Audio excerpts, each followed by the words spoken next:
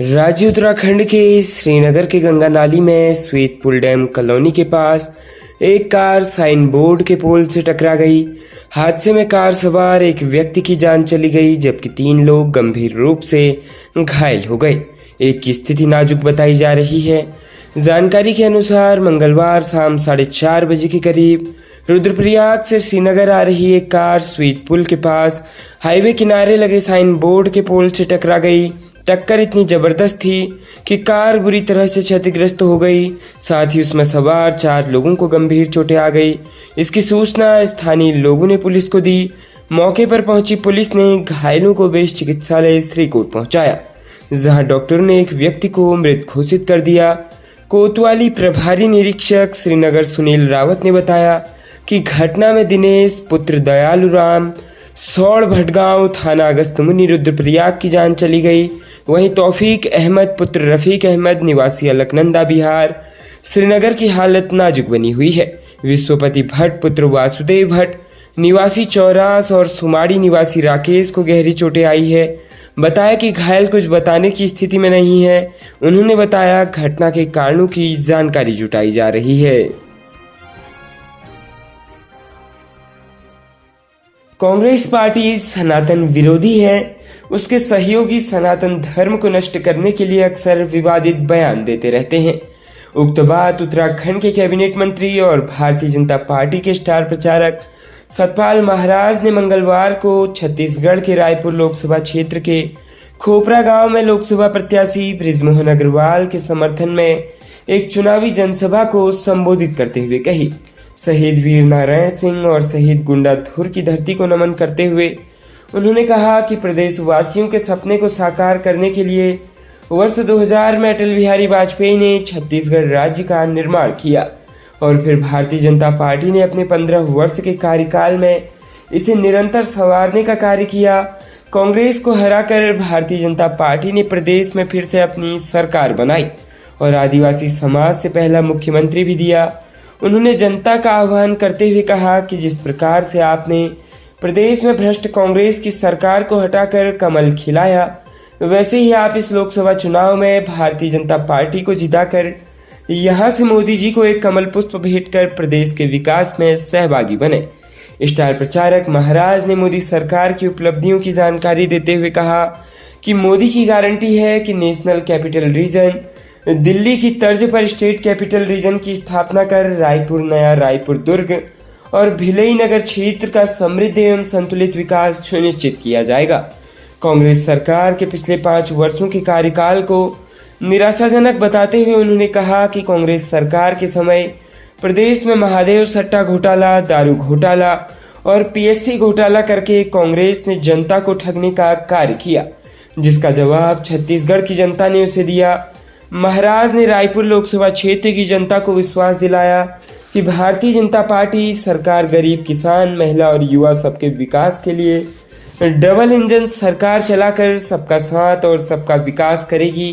प्रधानमंत्री मोदी के नेतृत्व में भारत में डिजिटल पेमेंट्स में दुनिया में सबसे बड़ी पहल की है।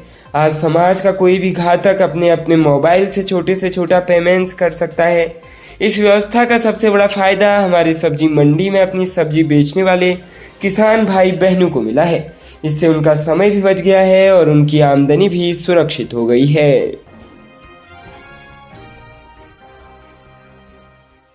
प्रदेश के मुख्यमंत्री पुष्कर सिंह धामी ने प्रदेश में वनाग्नि की रोकथाम के लिए मुख्य सचिव को समुचित कदम उठाने के निर्देश दिए हैं।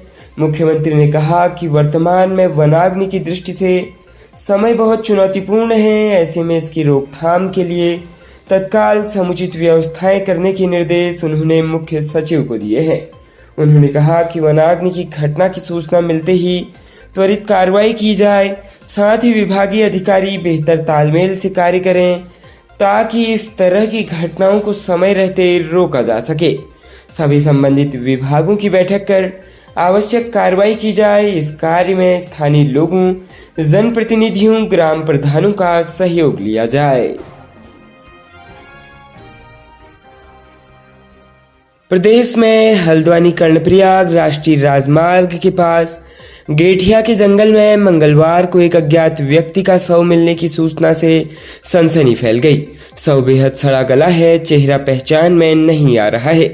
वही ज्योलिकोट चौकी पुलिस से मिली जानकारी के अनुसार मंगलवार सुबह गांव के जंगल में चारा पत्ती लेने गए लोगों को गेठिया के जंगल में सड़ा गला शव मिलने की जानकारी मिली। इस पर ज्योलिकोट चौकी के प्रभारी अविनाश मौर्य के नेतृत्व में पुलिसकर्मी मौके पर पहुंचे।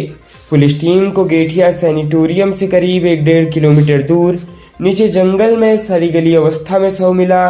चौकी के प्रभारी अविनाश मौर्य ने बताया कि शव का चेहरा गला हुआ है, इसलिए पहचान में नहीं आ रहा। शव अपेक्षाकृत ठंडे धूप रहित स्थान पर पड़ा मिला है।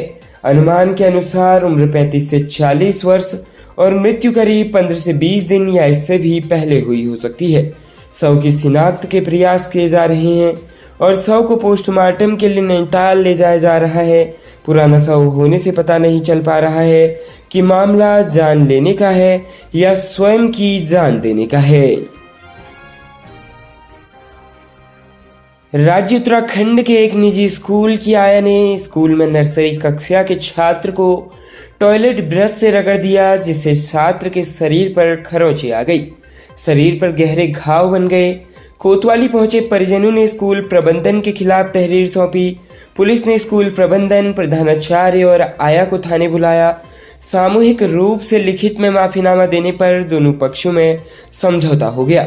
जानकारी के अनुसार कोतवाली क्षेत्र निवासी एक बालक बाईपास रोड स्थित वीर अर्जुन स्कॉलर्स एकेडमी में नर्सरी का छात्र है। करीब 20 दिन पहले ही उसका स्कूल में दाखिला हुआ था।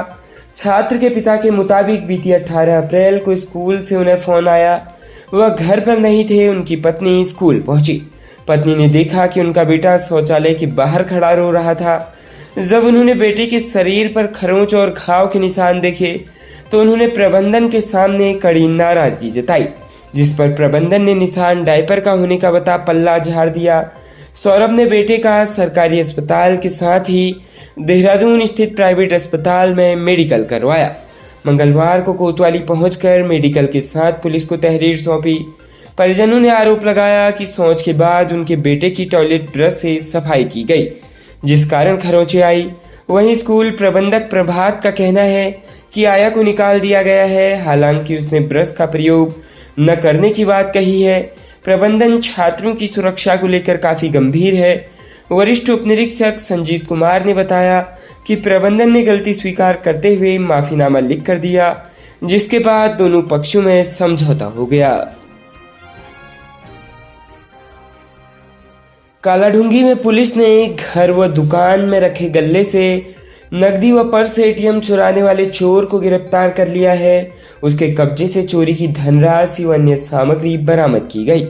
पुलिस के अनुसार 22 अप्रैल को अदनान मलिक निवासी वार्ड नंबर 1 डाक बंगला थाना कालाढूंगी जनपद नैनीताल द्वारा थाना कालाढूंगी में शिकायत दी कि वह अपने परिवार के साथ घर कहीं बाहर गया था। वापस आने पर दुकान व घर के गले में रखा पर्स, जिसमें रुपए व आधार कार्ड व बैंक पासबुक थी, अज्ञात चोर द्वारा चोरी कर ली गई। शिकायत के आधार पर थाना कालाढूंगी में धारा 380 आईपीसी बनाम अज्ञात पंजीकृत किया गया। उक्त प्रकरण में तत्काल कार्रवाई करने हेतु थानाध्यक्ष भगवान मेहर के नेतृत्व में पुलिस टीम द्वारा पतारसी सुरागरसी कर अभियुक्त राजेंद्र राणा पुत्र वीर सिंह राणा निवासी वार्ड नंबर 1 डांग बंगला थाना कालाढूंगी जनपद नैनीताल को फॉरेस्ट गेस्ट हाउस के गेट के पास से मई चोरी के कुल 980 सहित अन्य सामान के साथ गिरफ्तार कर अभियुक्त को न्यायालय के समक्ष पेश कर धारा 380 411 आईपीसी में रिमांड प्राप्त कर अभियुक्त को जेल भेजा गया। खबरों में बने रहने के लिए धन्यवाद। खबरों से प्रकाशित रहने के लिए कुमाऊनी कुटुंब को सब्सक्राइब करना न भूलें तथा खबरों को शेयर कर सहयोग प्रदान अवश्य करें।